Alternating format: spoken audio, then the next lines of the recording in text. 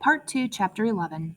That Friday night I trudged up the hill to meet Melissa and the others at the Blue Note Cafe. I was late, but when I stepped through the door into the warmth of the coffee shop, the only person I saw was Melissa. She was drinking a latte and picking at a biscotti. When she spotted me, her face broke into a smile. I ordered a mocha and a croissant, paid, and then carried my tray to her table. "Where is everyone?" I asked as I sat down across from her. She frowned. "I don't think anyone else is coming." She fingered a stack of file folders in front of her that I guessed were stories. I broke off a piece of the croissant and ate it.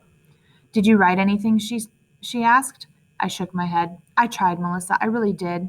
I started something on the salmon, but what I wrote sounded like an eighth grade report, a bad one." She looked away. "It doesn't matter. Thomas is the only one who submitted anything, and all his stuff is sports. Annie hasn't written a word. I'm sure that's why she's not here. Natasha spends all her time studying for the SAT. I'll never get an issue out before Christmas. Mr. Bresnan is my faculty advisor, and he doesn't care. He gets paid the same if there's one newspaper or if there's 10. I thought if it was a great newspaper, it might help me get into Stanford, but the whole thing is going to be a total failure. You'll get in anyway. You've got good grades." She managed a weak smile.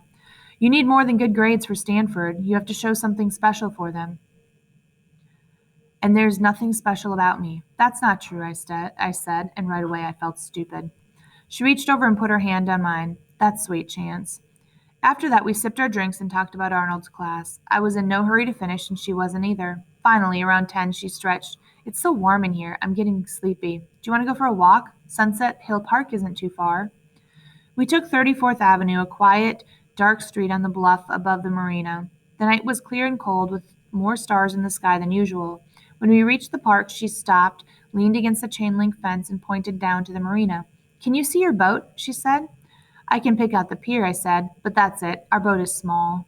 A barge, probably carrying sand headed for Salmon Bay gravel, was gliding across Puget Sound.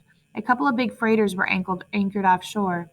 "Those ships are ugly when you see them up close," she said, "yet they're beautiful at night from a distance." A chill wind came up and she leaned into me for warmth. I put my arm around her and she leaned in closer. For a long time, neither of us said anything. Finally, a foghorn broke the silence. "I've got to get home," she said, looking at her watch. For the first few blocks walking back, it was as if we were alone in the world. That she was headed for Stanford and I was headed nowhere didn't seem to matter. But when we reached streets with more traffic, we pulled apart. By the time we'd reached her car, the mood that had brought us together was gone. "I've been thinking about the newspaper," she said. "What about it?" "Natasha's idea was good. I talked to my dad. He says he doesn't think there's much danger from terrorists, but there always is smuggling on a waterfront. He said that if you keep your eyes open, you might see something. Now that would really make a great story." I tried to keep my voice level. "Melissa, if the cops can't find smugglers, how can I?" "It's just an idea," she said. "It can't hurt to keep your eyes open."